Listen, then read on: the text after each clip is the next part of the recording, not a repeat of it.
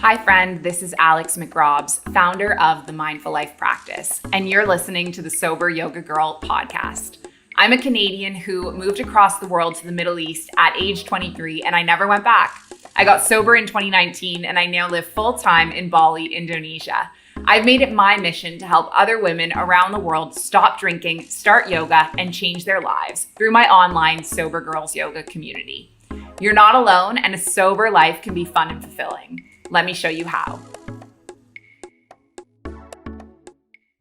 Amazing. Hello, everyone. Welcome back to another episode of Sober Yoga Girl. I am really excited to be sitting here on the show today with Jojo. And Jojo was actually my lead, I guess, what's it called? Master instructor, lead instructor? Yeah, like master trainer, we called them.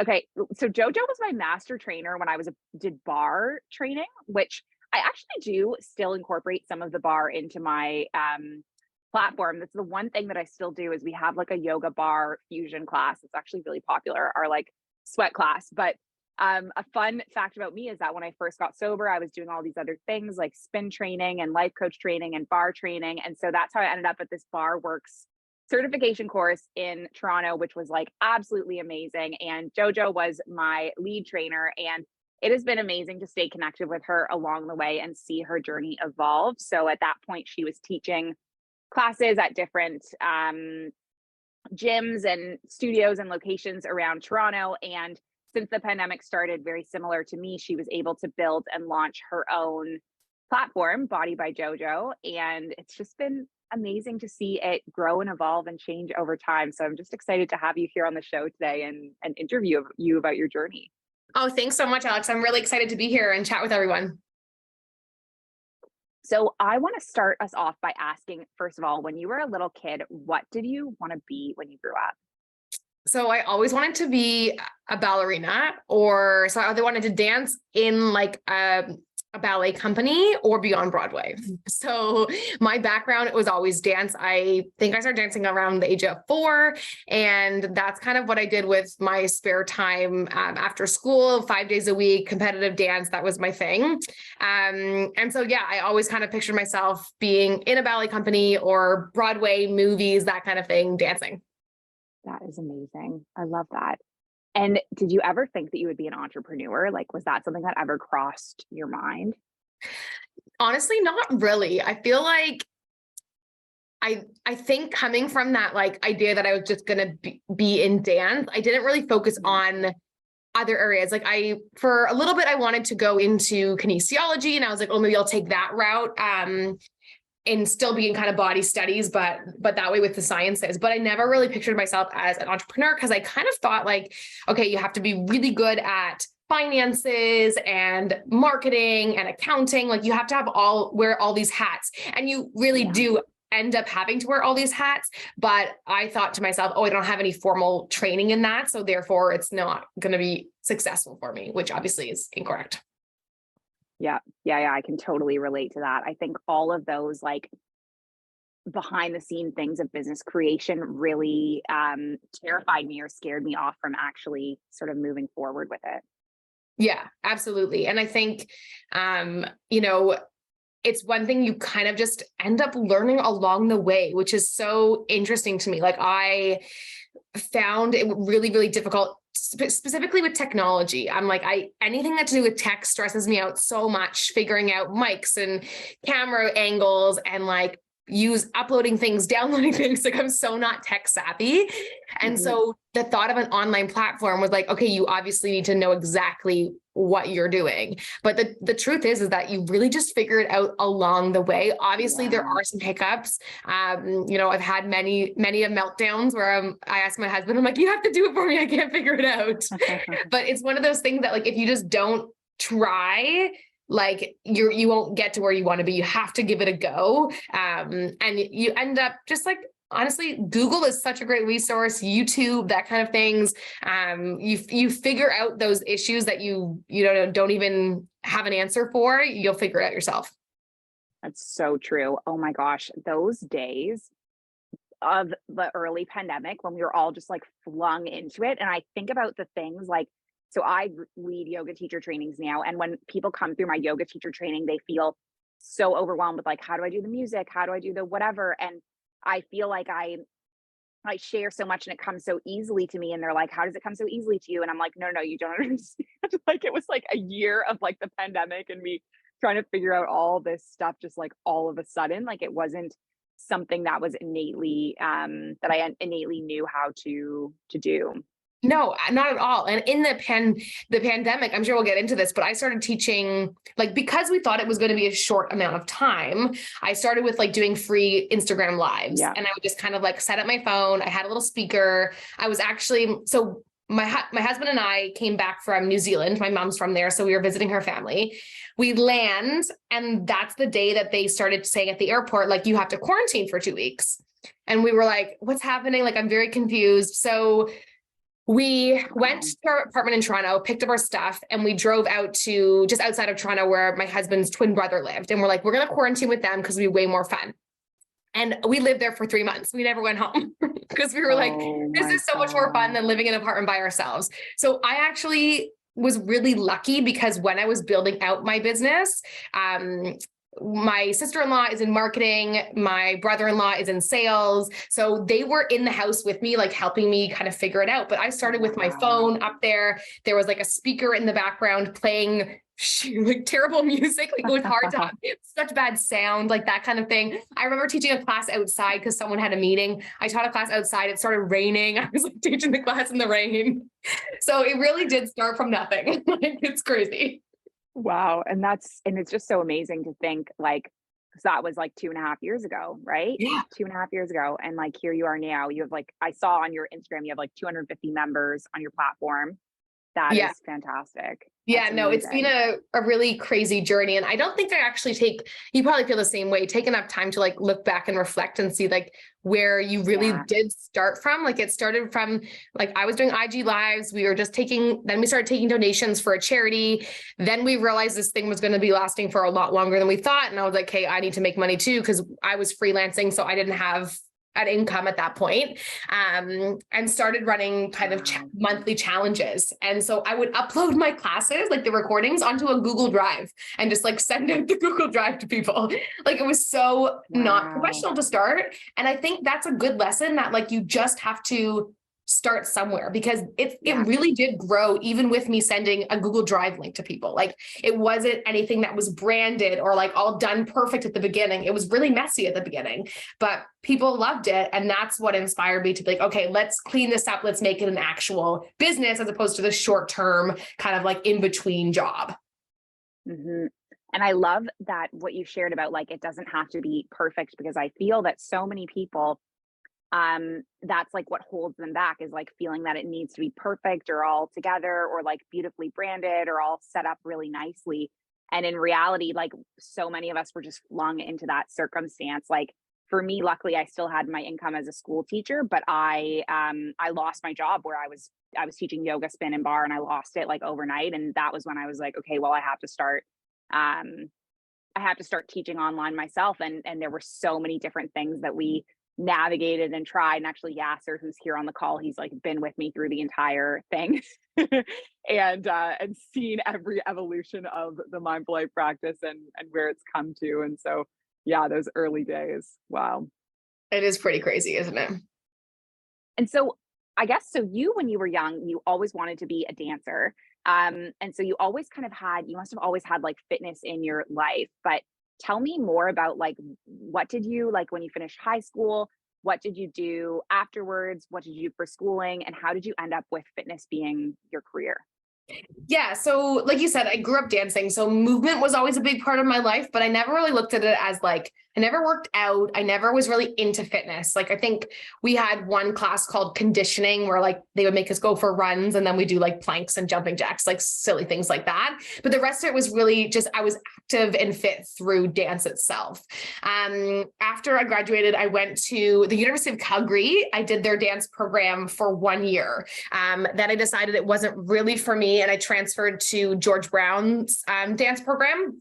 And that was a 2-year program. So I went through that. And then I was just in Toronto. I was working at the keg, just serving and doing auditions. Like I was just auditioning for everything that I could. And in the dance world, as I'm sure you know, it's really challenging for body image. I think I always really struggled. I'm short. I have a more like athletic build. So I don't look like the typical ballerina. So that was something that I definitely struggled with as like a preteen into my college years, that kind of thing. And it got worse and worse as I was auditioning, because a lot of the time it was like, I would get there and I know I wasn't going to get the part because there was somebody who looked exactly like a ballerina, and I knew that it was going to be them, and then it always was them. So it really took a toll on my self-esteem, my body confidence, that sort of thing. And interesting enough, how I got into fitness. So my now husband, he was a friend of my roommate's, and he was a personal trainer.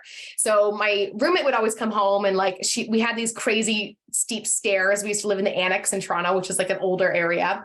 And she'd always like grunt and like make all these noises as she walked down the stairs. She's, "Oh, I saw Sheldon today. I'm so sore." And so I was like, maybe I should try like working out and see how I like that. So I went to a session there. We kind of became buddy and friends right away. And I started to really love the idea. So it was a strength training style of workout, and I felt really strong. And I got in this mindset of like, okay, if I just focus on getting stronger, I'm going to feel so much more confident in my body. Instead of this whole time I've been focusing on eating less, doing lots of cardio, like trying to get skinnier. I'm like, let's just flip the script a little. My husband was very much like, okay, you have to eat protein. You have to eat this. Like he was always encouraging me to eat more food and to work out and get strong, and like, don't do as much cardio, that kind of thing. So I started to really fall in love with the idea of feeling strong and not focusing on skinny. And then it really turned into me being like, okay, this is how I feel. I found this body confidence through working out. I'm sure there are hundreds of other women who are in the same boat as me, who have been striving for this kind of skinny body type when that's not realistic for them. So how can I teach them how they can feel strong as well? So that's kind of where I was inspired to get into fitness. So Sheldon taught me, the beginning things of my fitness journey. I then got hired at Barworks, which was a great blend of like fitness and dance, did my personal training, Pilates, pre and postnatal, and it kind of grew from there. But it really came down to like me experiencing it myself, and how going from focusing on skinny and eating less and doing lots of cardio to focusing on eating more healthy foods and getting stronger and not so much of like working out to burn calories. That shift in mindset made me feel so good and so confident in my body. And I never had that before. So I really wanted to be able to teach other people how to do the same thing. That is so amazing. I love that. I love that story. And it's so interesting how that kind of all came through meeting Sheldon and then getting inspired and having that experience. Like I would have never guessed that, because having met you, I would have thought that it was just something that, I don't know, sometimes you meet people that are like PTs or fitness trainers and you think that that's just like part of them from like when they're born, Yeah. So I was really just kind of came from that dance background, but yeah, so Sheldon really introduced me to fitness, made me like love strength training. So we were friends for a little bit and then started dating. And then I got really into fitness as well. And he was a personal trainer for a long time. He left for a while, for about 5 years, went into IT sales, and then ended up during the pandemic. I was like, this business is taking off. I need help. I'm either going to hire someone or like, do you want to do it? And he was like, yes, I'd love to get back into fitness. So now he's back into fitness as well. He works with me. He owns his own coaching business that are specifically for parents. So it's a really cool journey of how like he helped me start out and then I helped him get back into fitness. So it's a really neat kind of pathway we've taken together. That's amazing. And I follow Jojo's husband as well, Sheldon, on Instagram. I don't know when I started following him, but I messaged Jojo the other week because he's gotten into these like amazing parenting reels about like, fitness for parents. And I messaged Jojo to be like, I'm just obsessed with them. Like, even though I'm like not a parent and like not a PT, I just like love what he's doing. And I think it's such a needed thing for parents who just have so much like stress and chaos and things going on, and often taking care of yourself is like the last thing. So Yeah. yeah, I Absolutely. And love I it. think, yeah, thank you for sending that message, by the way. I shared it with him. He was very appreciative because you know how long like reels and Yeah. market, like all that stuff takes so much time. So he loved that. But yeah, especially with parents, because I think before you're a parent, you kind of have this Mhm. idea of like, everyone has the same 24 hours in a day. And then you have a child and you're like, that's not true. Like I have 23 hours that goes towards my kid and maybe 1 hour to feed, shower, and figure out myself. So he's kind of come up with that idea of helping parents make fitness fit into their lifestyle where they can, because it's definitely challenging. It's doable. And like you said, it makes you feel so much better when you can do it. But it's a whole different ball game once you have a little one to look after. Totally. So let's speak about that, by the way. So Jojo just had a baby who is Aubrey is 15 weeks old. I was just asking before the episode and I was like, oh my goodness, I can't believe you're like doing a podcast episode at, 15 weeks. So but first of all, congratulations. That's amazing. And Thank you. how has that journey been like managing the business and getting back into work so soon after having a baby? What has that been like? It's had its ups and downs. I'm not going to lie. It's been challenging. The nature of my business, I just knew I couldn't leave for long, right? Like Mhm. I took off I think I took a total of 8 weeks off of teaching from like a recovery standpoint. Like obviously once you've given birth, you need to let your body recover. And I was really, really wanted to make sure I healed properly. But because the business is Body by Jojo, like it's me, I need to be there. I have these members that are paying monthly subscriptions. I couldn't just like get up and leave for a 1 year mat leave. And to be honest, I didn't want to either. I love my work and I love my business. And I feel like for me personally, I think I'm in a lot healthier of a headspace postpartum because I have work to also focus on and keep me intellectually stimulated too. So it's Mhm. been great. It's been challenging kind of finding time to do work. And, if he's not sleeping well and then I have to get up in the next day and teach a class or whatever, like that's always hard. But I'm really lucky. I have a lot of support. Definitely couldn't do it without the support. But yeah, it's been really a really fun journey and transition. And it's an interesting the way I kind of view business now. Like ever since having Aubrey, the little things don't stress me out as much. Like, I'm like, it's whatever, not a big deal. We'll figure it out, that kind of thing. Whereas before I would be kind of really anxious or stressed that something wasn't done to my liking yet, or, something wasn't working, whatever it may be, or, someone wanted a class at this time and I couldn't provide it. Now I'm just like, you know what? I have this little tiny being to take care of and make sure he's happy. That's priority. And my business all kind of falls into place. But at the end of the day, it's not life or death. And as long as everybody is happy and healthy, that's really what matters. Mhm.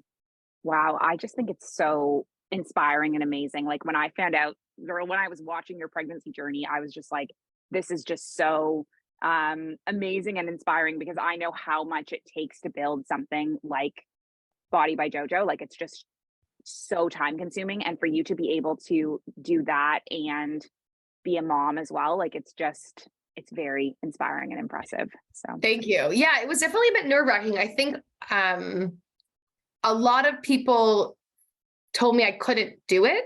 Like once you have you won't be able to do that, give yourself more time. And they were always coming out of a place of like love. And, if they've had a child before, they know it can be exhausting and tiring and that kind of thing. But at the end of the day, I just kind of, it's my life. I get to choose how I want to live it. And I couldn't do it without the help and support that I have. But I think that, like I said, like getting back into work when I did part-time, like I'm not working full-time, but part-time has helped me mentally to feel like myself again. Cause I think that's something that people really struggle with postpartum is, their identity and feeling like their entire life is about being a mom now. And I think for me, it's really nice to have both aspects. Like I'm a mom, but I'm also still a business owner and an entrepreneur and a coach, and I can do both. So yeah, it was really interesting when I was pregnant, because I was getting a lot of like, oh, you give yourself 6 months, give yourself a year. You're not going to want to do that. Spend the time with your little one. Don't go back to work, that kind of thing. And I think it's different because we, now we can work from home, right? We work from home. We're virtual. I'm not going into the office. So yeah, it was an interesting journey with a lot of opinions, but the way it's working out, it's working out well for me. So I'm happy with it. And I love seeing your Instagram stories of you getting on a Zoom, and then Aubrey's just like in your little, what's that called? Like a little snuggie or little carrier. Yeah. He goes in my carrier for a lot of my meetings. And recently, because in our classes, we have like live virtual classes. So Sheldon or I will teach, and then the other person will demo. So we've been putting Aubrey, he's like off screen, but he's in like his little swing. And so he just like watches us. I think he finds it really calming, because when I was pregnant, he would hear our voices coach a lot and like the movement. So he loves watching us. So it's been fun. It's been really fun to make it more of like a family thing. That's so cute. That's amazing. So tell me about, so that's obviously probably been like a huge challenge and hurdle, but what have been some of the other challenges and hurdles along the way? Yeah. So I think specifically with COVID, this like fear of gyms reopening, gyms closing, gyms reopening, right? It's like okay, are we going to gain a bunch of members, then lose a bunch of members, gain a bunch of members, lose a bunch of members? And to my surprise, that actually didn't happen. Sure, there was people who went back to the gym, but I would say our member rate stayed pretty steady when gyms reopened. We didn't have as much growth as we had previously had when gyms were closed, because obviously people were kind of going back to their regular programming, but a lot of our members decided to stay on. And what they do is they now work out in studio socially. So like on a Saturday, they'll meet a friend and go to like a SoulCycle class or Barry's or whatever they choose to do. But during the week, they do their workouts at home because it takes them way less time. They don't have to drive anywhere to get their workout in. They can just do it at home, 30 minutes, 45 minutes, whatever it may be, shower, and then get to their desk. We really do target people who work from home. I find it's like most of our members do work from home, at least part-time. It really fits well with their schedule. But that's been the most challenging part, is just this idea of like, I think it's the fear of, okay, if gyms reopen again, how many members are we going to lose? And luckily that, wasn't the case. It wasn't as scary as I thought. And then same thing when I was pregnant and then went on like an 8-week kind of mat leave.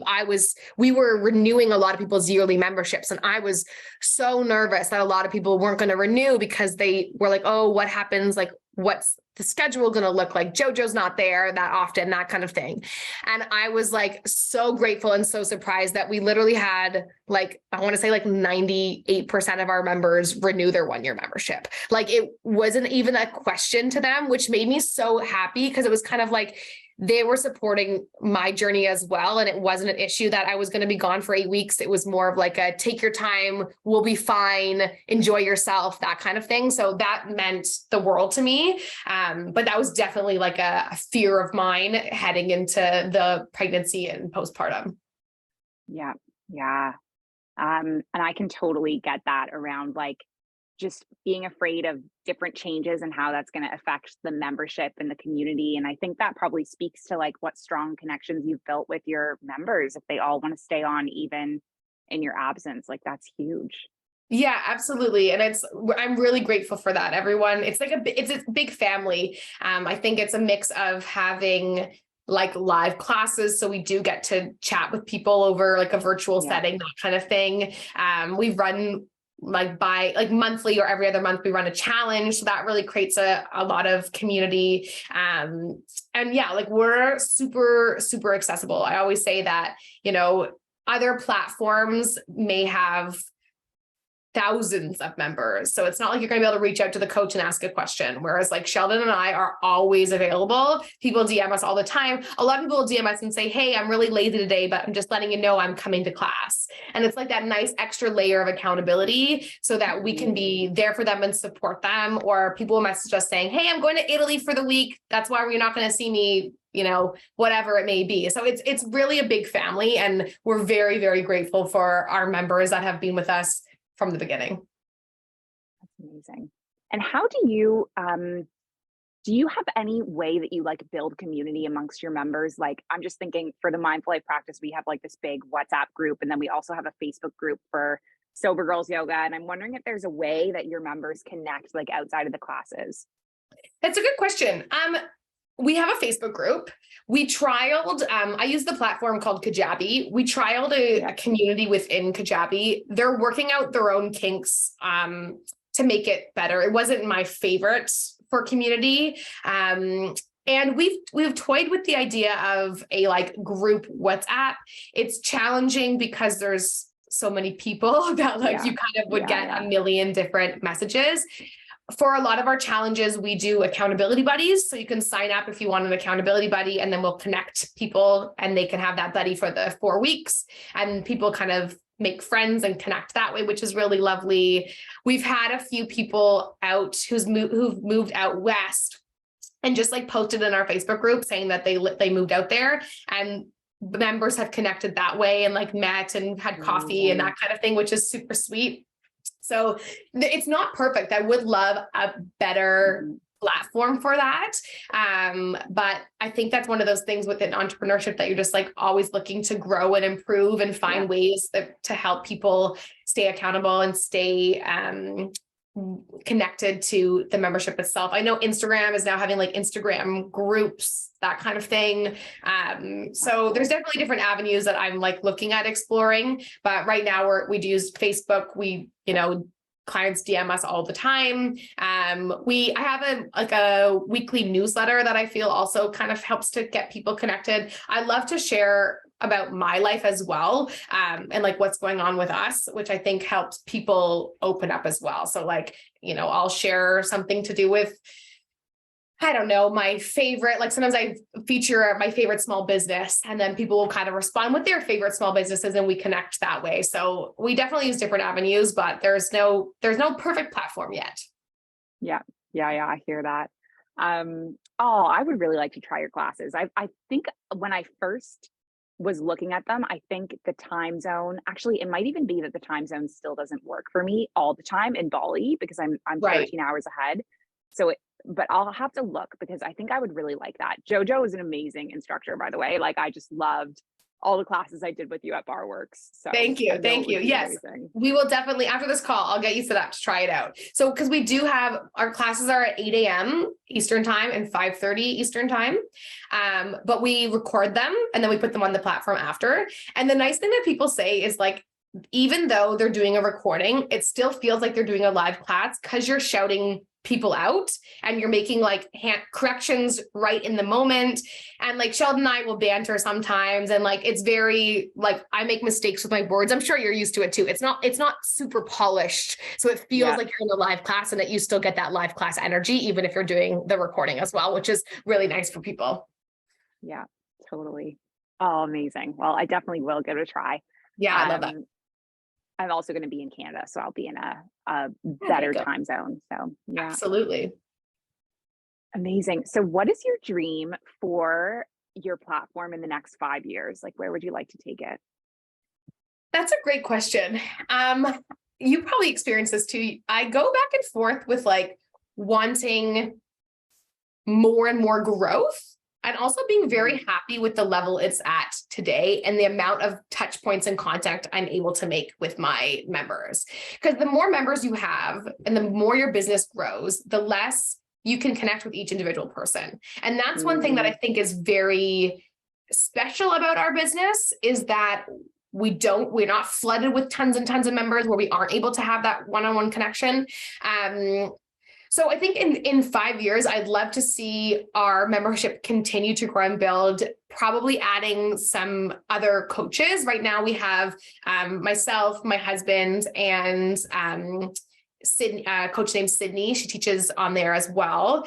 Maybe adding some other coaches in there. And one thing that I've wanted to do for a really long time, it's just like with COVID, it hasn't really worked out, is like a little live tour, like going to different cities like Toronto, Vancouver, New York, LA, like that kind of thing, and meeting our members in person and doing like an in-person session. And then I'd love to also, which I should pick your brain on, is get into retreats. Because I think that's an awesome way for people to meet each other, build community, that kind of thing. So those are my ideas, but we'll see what kind of turns a corner and what really happens with the business as time goes on.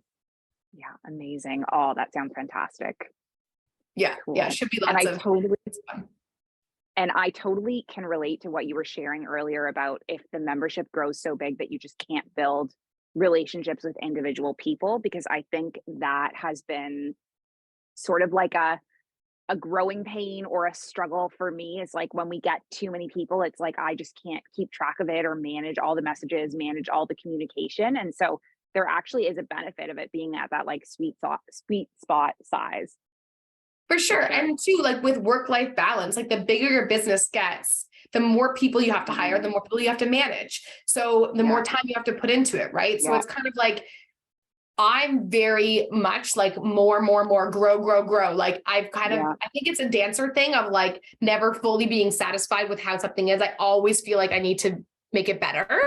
And I think I'm trying to learn that I can make it better without forcing us to grow big where I can't be as involved as I want to be. Because I do think that one of the reasons I love my job so much is because I have a good balance. I don't work insane hours. Sure, when I first started out, I really did hustle. It was a lot of work to start out, but I'm not killing myself with that now. And that's why I love it so much. And I think that, you know, if you overdo it and you overwork, it becomes work. And I don't really want my work to feel like work. Right now, it just feels like my life and I enjoy it. Right. So that's kind of where my head's at with growth. It's so true. And, you know, I actually was having a conversation the other day with my PR, the person who runs my PR team about this. So she started this PR agency in Dubai, and now she has like 40 staff working for her. And she was saying like, when she hears people that are getting into entrepreneurship, she wants to say to them, like, do you want to have like freedom and flexibility, or do you want to be like, I think she said, like, do you want to build a brand, or do you want to have freedom and flexibility? And like, it's two different things. And for her, it's become this like literally full-time 24/7 thing. She like never goes on vacation because she's managing like 40 people and like tons and tons and tons of clients. And she does an amazing job, but I know she has like hundreds and hundreds of clients, and it just becomes like exhausting and stressful for her. And I said, you know, that has been a big thing with me of realizing like I wanted to be this like sober yoga empire. Like if you asked me at the beginning of the year, like my dreams for the year, and then I just hit a point where I was like, this is just like not, I don't really want to do this with my life. Like I just want to teach yoga and like connect with people. And it's really helped me get perspective. Yeah. And that's the thing, because like you said, you're either managing 40 people or you're coaching, right? Mm-hmm. So it's like, what do I love? I don't like managing other people. I don't want, like, sure, you could hire someone to do that if you got big enough, of course. But I think that I'm learning to be happy where with the medium scale business where like you're making a good income, you're loving what you do, you're helping people, and you know, still focusing on growth. Like, of course, I'm not going to lie. It's not like I'm like, I don't want any more members. I love more people. I want to help more people, but I'm not in this idea of it needs to be this like multi-million-dollar empire anymore. I'm just very happy with the community that we have. And I would love to keep that up, grow it, see, you know, meet more people in real person, introduce Body by Jojo to more people as well. But, you know, really make sure that I'm happy with the amount of work I'm putting in for sure. Yeah. Amazing. Okay. So I have one more question for you, and then we can turn it over to Yasser and Linda if they have any questions. But my question for you is, what advice would you give to someone who is just starting out their entrepreneurial journey? So I think I kind of mentioned it a bit earlier in the show today, but just start. Like, don't worry about the little details. I think COVID hadn't happened, I probably wouldn't, I know I wouldn't have gone online like this, because it would have seemed so overwhelming. Sheldon for years before COVID was like, you should do online classes. You should do online classes. And I was like, what? That's not a thing. Like, only big companies do that. Right. But once COVID hit, it really forced me to figure it out. It forced me to figure out what webcam is best, how to connect my music, what mics I should be using, how to build a website, like things like that, that I think I always thought, oh, I can't do that. So I think my advice would be to absolutely just get going. You will figure it out along the way. Don't hold back, don't wait. And then also I would say know when to outsource. So there are things that, like, sure, I could spend 3 hours figuring out how to do it, but it's probably a better use of my time to have someone else do it who is an expert in that area. And I will focus on what I'm good at. So knowing when to kind of outsource, so that you are able to focus on the work that you love to do. Yeah, that's really good advice. Amazing. It has been so awesome chatting with you today and hearing more about your journey and your experience. And I really feel like our businesses, like, we had really parallel experiences, yet different because of the areas that you focus on and the areas that I focus on. But it's just been really cool to like watch your journey evolve over time. And yeah. Thank you. Thank you so much. And I'm so happy to be here and chat with you. And I love that you have really grown your business in different avenues, like the classes, the teacher training, the podcast, that kind of thing. I will probably pick your brain after, but like podcasting is something that I've always had in the back of my head of like, just like short 10-minute episodes on healthy habits, because I feel like so many people struggle with it, and everyone goes out for like a little walk a day, or like while you're cooking, like just something to listen to quick that can inspire you, give you like a quick tip, that kind of thing. I've always had the idea in the back of my head, but I should take my own advice and just start it, because I'm like, oh, I don't know how to start a podcast. So I should take my own advice and just do it and figure it out as I go along. But that's definitely something that I've been thinking about. And I think it just kind of, the podcasting is such a wonderful world. Yeah. Yeah. It's so true. Such a great way to like connect to so many different people. Absolutely. Yasser and Linda, do either of you have any questions for Jojo? Yes, I do. Hi, Jojo. Thank you so much for sharing your story, and it's so inspiring and very, very touching. Thank you. I have 2 questions. So I'll start with the first one. So what are your biggest mistakes, learnings, and failures? That's a great question. Biggest mistakes. I would say not trusting my gut sooner. I think when it comes to having my husband leave his job and join us, we took a while to make that decision. We were very cautious about it, which makes sense. I mean, we were in a pandemic. Money was obviously like, we need to make sure we are making enough income. But I think that we should have done that a bit earlier, because I could have used the help earlier, and that would have helped grow the business. So I think that I made the mistake of not trusting my gut right away and taking too much time to kind of think about it.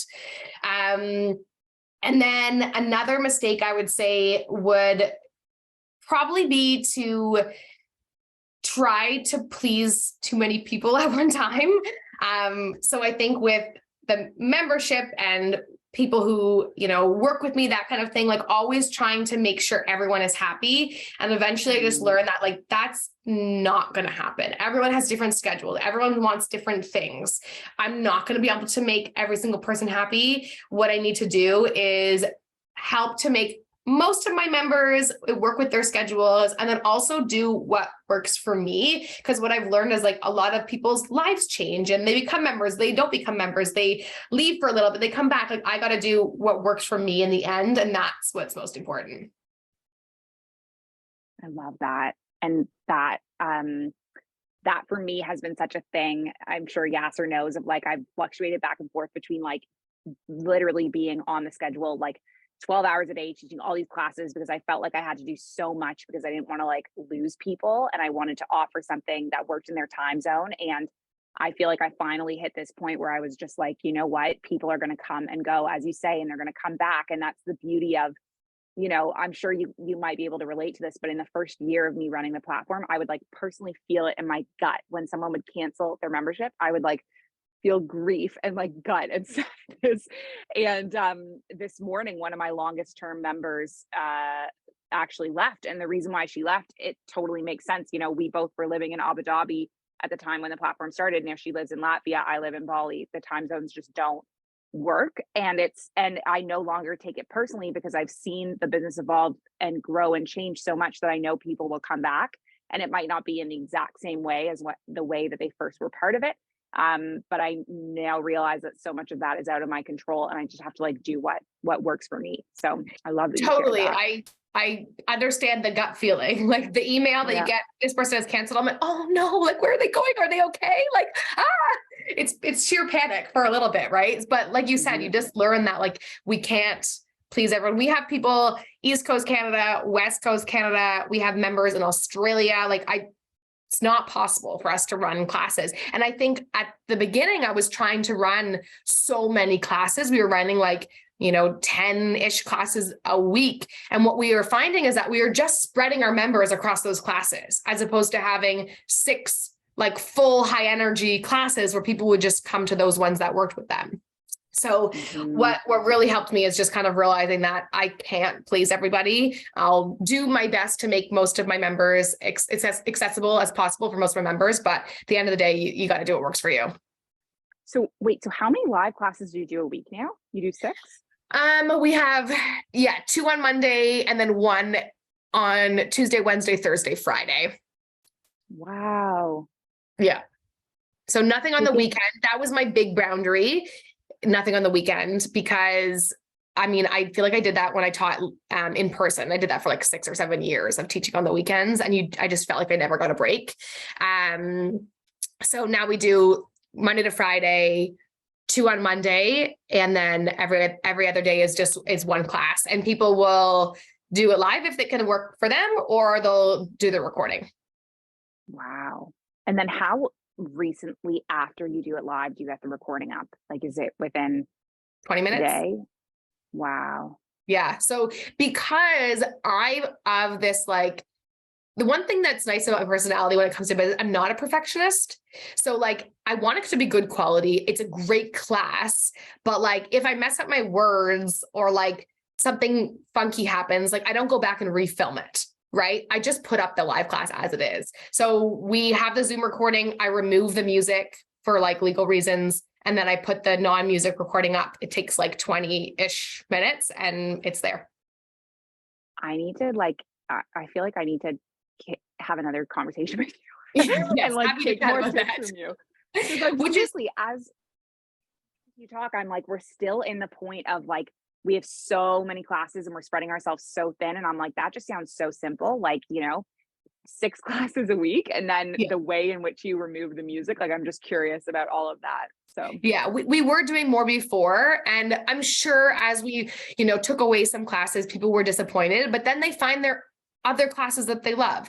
Realistically, no one's going to work out more than I would hope, 5-6 times a week anyway. So if you're providing 6 classes that, they can do each class. And I find sometimes too, our members have a little bit of FOMO because we post about what we did in class on Instagram. They're oh, I got to make sure I do that class. So they don't want to do, they would rather do the class that everyone's talking about, the recording, even if it's not live. Cause they're oh yeah, I heard we did these kind of squats. I want to try that class out. So I find that it's actually been helpful to really just pare down the schedule. More people do recordings if it doesn't work for them. But then also you're able to provide a better service too, because you're not spreading yourself too thin. I'm excited to teach my class as opposed to when I'm teaching 10 classes a week. By the 10th class, I'm oh my God, I'm dying. Right. Yeah. Yeah. It's so true. Wow. I'm learning so much from this. Okay. I know Yasser said he had another question, right? Yeah. And then we just started chatting. What was your other question, Yasser? No problem. So the second question is, what advice you would give or tips for sustaining your business? Yeah, sustaining. I think community is a big thing. Community is huge. Connecting with members, reaching out to members. making sure that someone's just not like a number or like a transaction to your business, but really like actually caring. Like I care so much about how people succeed and how our members succeed in our classes. So that kind of connection, I think is really, really important. And then I also think, and it took me a while to learn this, but kind of what Alex and I were just talking about, like making sure that you're not spreading yourself too thin where you can't keep it up. And I think part of that is like getting pregnant and then having Aubrey. I learned that like, I can't do everything. Like I need to have time to myself, and the ceiling didn't fall down. Like I was panicked. I'm like, if we take this class away, like half of our members are going to cancel. Like I was so worried about stuff like that, but that wasn't the reality. It didn't happen. People will go to your business for you.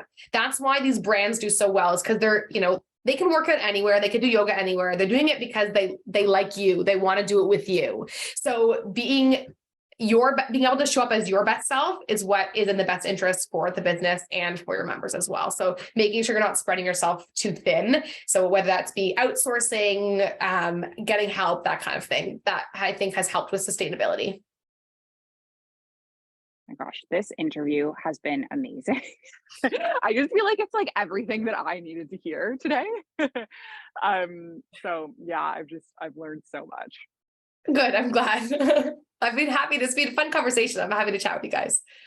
Yeah, it's been awesome. And Linda, do you have any questions for Jojo? I know you're like busy in Thanksgiving cooking, so. Oh, hi, Jojo. Thank you so much. I agree. This conversation has been incredible and so stimulating for me to hear. And I just am really loving your message of like knowing what is enough in your business. And because I think we see the antithesis of that around us out in the world all the time. It's like, it has to be more, more, more. And to hear somebody modeling that message of like, you can do what you love to do and do it well, and people will follow when you align first with yourself, right? Like when you take care of your own needs, that's modeling to your clients as well, to self-care, especially in fitness and wellness. I think that's just so inspiring that you are doing that. And again, like as a sober person as well, I think this idea of, I can see it in other areas of my life of like having to moderate myself sometimes, of like not pushing to an extreme, because then I rubber band back in the other direction and am depleted. And so that's what comes to mind, is this idea of moderating and like being okay with knowing how much is enough. And to be able to live your life the way that you want to live it. And so, yeah, I'm just super grateful. I'm absolutely going to go back and listen to the replay of this again and take notes, because I've been actively listening, but I'm like, oh, I want to write that down. And so yes, that's so sweet. Thank you so much. That means a lot to me. And I should say, like, it's not like this is how I've always been. I definitely spend a lot of time like doing way more than I should have. Like that hustle culture, especially when I lived in Toronto, was me. Like I would leave the house at 6 a.m. and I was home at like 9 p.m. So I did that for many years, but I think that I have grown so much more as a person, and my business has been so much more successful when I've first learned to take care of myself. And my members have really helped me do that too, which is surprising. I used to feel guilty for like saying, oh, we're not going to have class because it's Thanksgiving Monday or whatever it may be. I need a break too. I used to feel guilty about that. But when we started doing it, people were like, oh yeah, like go enjoy yourself. Like people were very like cheering me on and like happy that I was taking the time for myself. And so I started to view that as like, they're supporting me so that I can show up as my best self in the same way that I support them so that they can show up as their best self. Yes. Yeah. There's so much richness in that. So much, that the simplicity of being able to stay true to yourself and to understand then that others will be attracted to that, and that to hear them that they're reflecting that back to you is so wonderful. And I love that you are able to say and it wasn't always like this for me, you know, but that you probably appreciate it that much more and can see the value now because of what you went through to get here, right? Yeah, absolutely. 100%. Yeah. Yeah. This has just been so awesome, so helpful. Thank you both. Thank you. Awesome. Well, thank you so much, Jojo. This has just been such an amazing interview. And it all kind of circles back to at the very beginning when I was like, oh, I'm like, I don't even think anyone's going to come. And then Yasser came and Linda come. I'm like, oh, there's only one person here. And it ended up just being so amazing. And it kind of circles back to that whole idea of thinking like there needs to be more, when in reality, it is like just perfect exactly as it is. Absolutely. So. My first business coach told me that even if you're just affecting or inspiring or helping one person, would you still do it?